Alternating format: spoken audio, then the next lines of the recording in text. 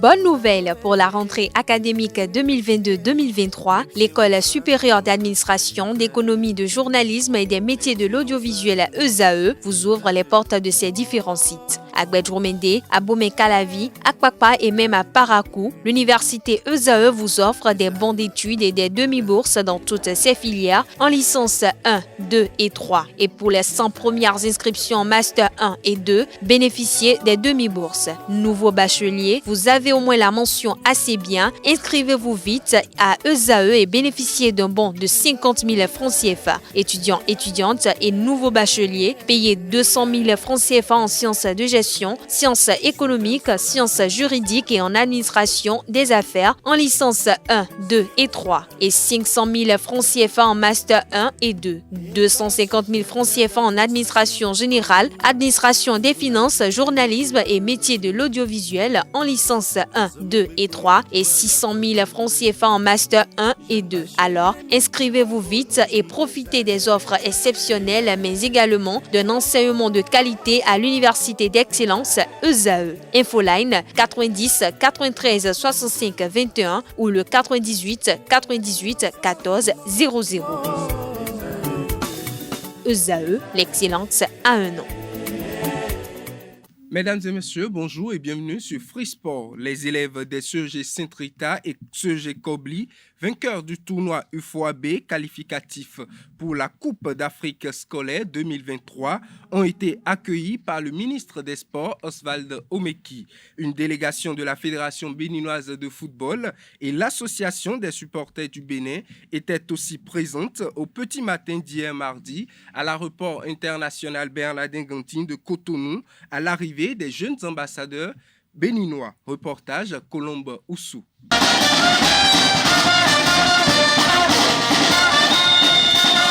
Les Béninois ont attendu à l'aéroport international Bernardin Gantine de Cotonou jusqu'au petit matin de ce mardi 15 novembre 2022 pour accueillir en euros les élèves du Collège d'enseignement général Saint-Rita et du Collège d'enseignement général Kobli, vainqueurs du tournoi UFOAB qualificatif pour la Coupe d'Afrique scolaire 2023. Les collégiens de ces deux unités d'enseignement ont honoré le Bénin en revenant au bercail avec 2 trophées et 67 millions de francs CFA, soit 100 000 $ chacun. Mais en réalité, c'est la liesse depuis dimanche soir et tout le monde se réjouit pour cette prouesse. Il était de mon devoir de venir accueillir nos jeunes héros de CEG Kobli et du CEG Saint-Rita qui, comme vous l'avez tous vu, ont honoré notre pays, ont fait rayonner notre pays et ont prouvé qu'il y a un travail qui se met en place dans notre pays.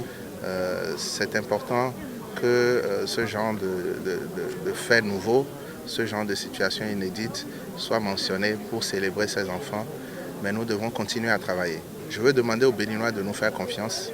Nous allons continuer à travailler pour que cette génération ne disparaisse pas, pour que dans quelques années, chez les moins de 17 ans, chez les moins de 20 ans et finalement au niveau des seniors, nous ayons des enfants de talent qui ont été suivis, qui continuent de prouver que le Bénin est un pays de talent. Beaucoup de satisfaction. On n'est jamais prophète chez soi. C'est à Abidjan qu'on a su qu'il y a déjà du travail qu'on effectue au Bénin. Les Ivoiriens, les Burkinabés se sont rapprochés de nous pour nous demander comment on a fait pour avoir ce niveau de football. Mais on leur a dit qu'avec les classes sportives qu'on a commencé très tôt au Bénin, 5 ans déjà de classes sportives, et que ce sont les fruits. L'émotion est trop grande parce que nous sommes partis de très loin pour arriver là où nous sommes aujourd'hui. Et c'est une façon de dire aussi qu'en dehors des études, le football aussi peut apporter beaucoup de choses. Et ce résultat que nous avions aujourd'hui, c'est un résultat que nous avons préparé depuis longtemps, qui est venu couronner par les classes sportives. C'est la première fois dans l'histoire du Bénin que des équipes nationales de football reviennent d'une compétition avec des trophées et des ressources. Un fait inédit qui fait la fierté de ces ambassadeurs du Bénin.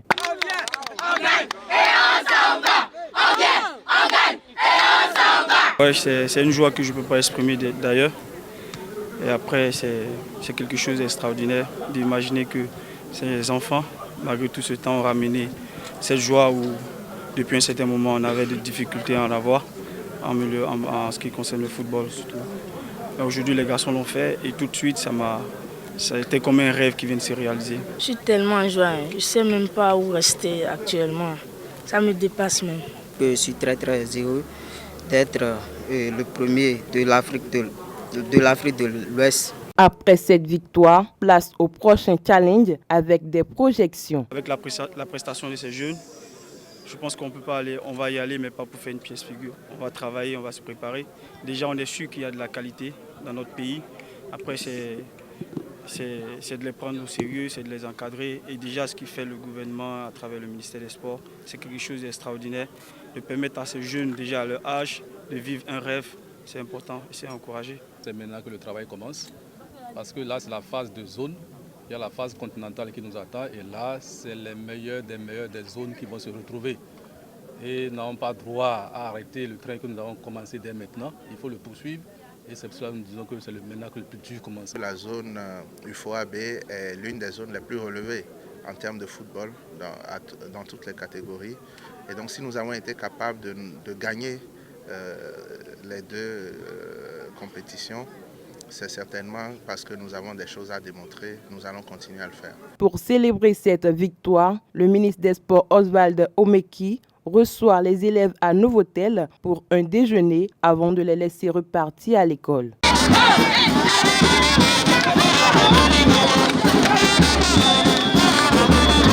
Une vingtaine de journalistes sportifs s'approprient depuis hier mardi l'environnement médiatique du cyclisme sous la direction de Cyril Domanico au Champ d'Oiseaux de Cotonou. Initié par la Fédération béninoise, ce séminaire de formation de 3 jours vise à renforcer les capacités des participants pour une meilleure couverture des compétitions de cyclisme. Romuald Razoumé, le patron du cyclisme béninois, et le formateur ont expliqué son intérêt et ont exhorté les reporters à l'assiduité et à la concentration. Si vous êtes là, c'est parce que nous avons besoin réellement de vous montrer l'environnement de cyclisme que vous ne connaissez pas. Mais je sais que dans la salle, il y a une personne que moi je connais, avec qui je discute chaque année, qui connaît et qui maîtrise très bien l'environnement de cyclisme. Mais cette personne est là aujourd'hui aussi pour apprendre beaucoup mieux. Nous voulons apprendre quelque chose. Lui, il va faire sa mission, il va partir. Mais c'est nous qui perdons. C'est-à-dire que prenons le temps juste. C'est-à-dire qu'on prend le temps jusqu'au bout. On en profite jusqu'au bout. En plus, lui, il s'appelle Cyril Domenico. Il connaît l'environnement de cyclisme. Il est réalisateur, il était chez Canal+ avant, ils sont partis de chez Canal+, ils ont monté une boîte de production. Ça veut dire qu'il connaît l'environnement radio, l'environnement télé et l'environnement rédaction sur une course cycliste. Surtout les termes et la manière dont ça fonctionne, les stratégies des équipes, des choses que vous ne pouvez pas voir tant qu'on ne va pas vous expliquer. Donc, il va aller avec tous les outils qu'il a apportés, c'est des images vidéo, les mots. Donc, moi, je vous souhaite vraiment une très bonne formation. Une course cycliste, c'est passionnant, réellement. C'est une histoire qui se raconte à chaque fois, avec plein de codes et plein d'histoires qui s'entremêlent. Et c'est un sport beaucoup plus collectif qu'on peut le penser. Et j'espère qu'après cette formation, vous aurez cette capacité aussi à prendre beaucoup plus de plaisir devant une course. Parce qu'en fait, chaque course est différente et chaque course est passionnante. Donc voilà, vraiment c'est très important qu'on arrive à l'heure, comme l'a dit Romuald, parce qu'on a beaucoup de choses à se dire et que je suis là que 3 jours malheureusement. Donc ce sera bénéfique pour tout le monde. Et comme sur le départ d'une course, quand la course elle est partie, on peut pas arriver après, quoi. Ça c'est impossible. D'autant plus dans le cyclisme où le temps est vraiment central. Tout se joue autour du temps, donc c'est vraiment important. Le samedi 12 novembre 2022, le championnat national de football saison 2022-2023 a pris son envol. Il démarre avec 36 équipes réparties dans 4 zones. À l'occasion de la cérémonie de lancement, le président de la Ligue professionnelle de football du Bénin a donné les détails de la nouvelle saison. Écoutez ses propos au micro de nos reporters. Le championnat de football professionnel édition 2022-2023 sera organisé en 2 phases distinctes pendant la même saison sportive. Y prendront part 36 clubs répartis en 4 poules de 9 équipes par zone géographique, à savoir la zone nord, la zone centre et sud-ouest, la zone atlantique littorale et la zone sud-est. Pendant la première phase où les 9 équipes de chaque zone s'affronteront en 2 confrontations aller-retour, les 4 premières équipes de chaque poule, soit 16 au total, valideront leur ticket pour la Super League Pro, tandis que les 20 équipes restantes joueront la Ligue Pro Suite. Au cours de la deuxième phase, l'équipe championne en Super League Pro participera à la Coupe d'Afrique des clubs champions, tandis que sa dauphine prendra part à la Coupe de la Confédération africaine de football. Je caresse l'espoir que les modalités d'accession en Ligue Pro et de relégation en Ligue amateur en vigueur soient pour les clubs en compétition de ce championnat de réels motifs de se dépasser et d'offrir sur le terrain de beaux spectacles. Afin que cette aventure sportive soit couronnée de succès, il appartient à tous les acteurs à tous les niveaux de s'investir en conséquence en faisant preuve de professionnalisme et en observant les textes en vigueur. Comme pour toute œuvre qui ambitionne de se hisser vers les sommets, la tâche sera immense et laborieuse. Elle se heurtera sans doute à la difficulté majeure que représente la mobilisation des ressources financières. Sur ce point, je voudrais rappeler ici les efforts entrepris par le gouvernement afin de trouver, par la création des sociétés sportives, une solution au problème. Toutefois, la mise en œuvre de cette solution ne règle pas encore les problèmes de tous les clubs. Du haut de cette tribune, au nom de la Fédération béninoise de football, je voudrais donc solliciter auprès du ministre des Sports des réflexions sur la possibilité de procéder à l'augmentation ultérieure des subventions allouées au club. Le moment est plus qu'opportun pour se rappeler que les matchs de football sont une occasion de rassembler les jeunes de divers horizons. Ces matchs offrent en plus du spectacle sans pareil et cristallisent en eux tout seuls cette magie d'union, de fraternité et de ferveur qu'aucun sport ne peut égaler. Il importe donc que ce sport véhicule les valeurs cardinales contribuant au bien-être ensemble telles que l'esprit d'équipe, l'intégrité, la discipline, le respect des règles, des textes, des autres et le fair play. C'est autour de ces valeurs que je voudrais appeler tous les acteurs du championnat professionnel saison 2022-2023. La Ligue professionnelle de football du Bénin aborde sa 2e journée ce jour. 15 matchs sur les 16 du calendrier vont se discuter. Le match Béké Football Club face au Buffle du Borgou dans la zone A est annulé en raison du non-respect des injonctions de la FIFA par le club de Bembereke. À Parakou, Real Sport reçoit Damissa FC. Au niveau de la zone B, l'Autopopo se déplace à Dogbo pour affronter Energy Football Club. Espoir de Savalou accueille le promu Bani Gansé. Dans la zone D, l'AS Sobemap rencontre la JSP à Avrancourt. Dragon Football Club va s'opposer à la JAC au stade Charles de Gaulle de Porto Novo. Dans le dernier groupe, la zone C, Coton Football Club sera hôte de Adjidja Football Club des forces armées à Tofo. Requin fait son entrée en compétition face à Ofmas Sad FC à René Pleven. En prélude à la reprise, Le directoire des Awisiwasa a entretenu le lundi dernier les joueurs et le staff technique sur les objectifs de la saison 2022-2023. À cette occasion, toute l'équipe a été confiée à Dieu à travers une séance de prière. Reportage, c'est Tondé Larios à Diagbeno.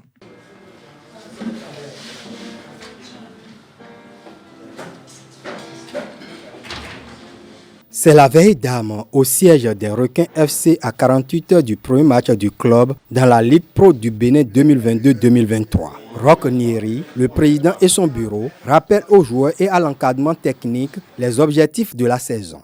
L'objectif général, c'est que nous devions être parmi les 3 premiers de la Super Ligue Pro. Ça veut dire quoi?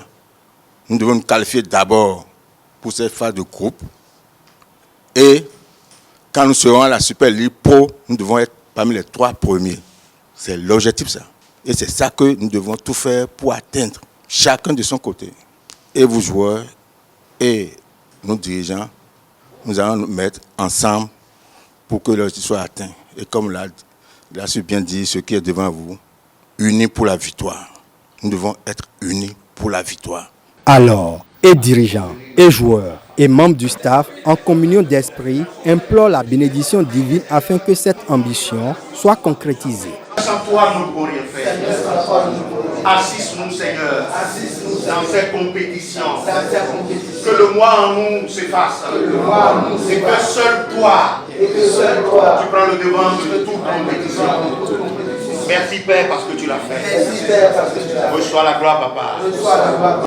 Ils ont chanté, loué, adoré et dansé. La prière n'aura son effet que si chaque membre de l'équipe joue convenablement son rôle.